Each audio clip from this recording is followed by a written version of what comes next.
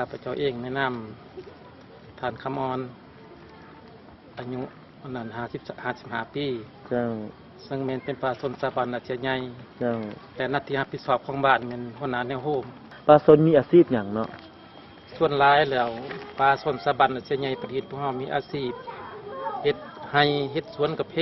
เจ้าเป็นสิ่งต้นตอสิ่งสำห้องนั่นเป็นสวนกล้วยเจ้าแล้วก็มักไม่กินหมักอื่นๆเป็นสิ่งสำห้องเจ้าสำหรับดินและธรรมชาตินี่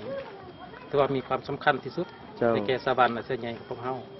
ถ้าบ่มีนิดบ่มีน้ำบ่มีธรรมชาตินี่ปลาส่วนมีบ่อนที่อาศัยเจ้าครับผู้อยู่คิดให้เองนำใจที่ดินนี่ก็เพื่ออยากเพิ่มรายได้แห่งครอบครัวของเฮาถ้าบ่มีดินบ่มีทรัพยากรธรรมชาติแล้วคือว่า